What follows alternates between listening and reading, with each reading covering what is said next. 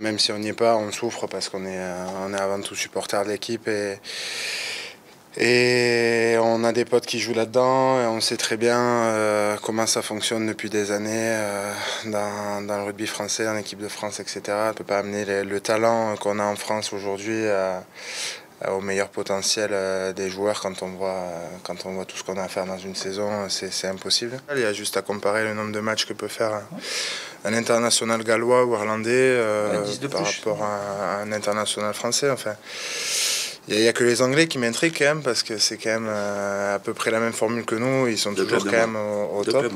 Ouais, 2 clubs de moins, mais bon, niveau match et temps de jeu, ça se rapproche. Sauf que quand Eddie Jones téléphone à l'entraîneur de Leicester pour dire je veux pas que ce joueur joue ce week-end parce que je le veux la semaine d'après frais ou dans 15 jours, il joue pas. Ouais. En France, c'est pas possible. Non, c'est complètement pas possible et je pense que ça changera pas. Tu penses que ça changera pas? Ben non, je pense pas. Après, on verra. J'espère pour les générations futures pour qu'il y ait vraiment quelque chose à faire avec l'équipe de France. Mais bon, quand on voit l'importance des clubs aujourd'hui dans le rugby français, on se demande si c'est pas les clubs qui passent avant la sélection. Donc après, certains diront oui, mais c'est normal parce que c'est les clubs qui payent. D'autres diront c'est pas normal, c'est le pays qui doit passer en premier. Après, comme je disais, c'est un débat sans fin. Mais il faudra faire quelque chose, c'est évident.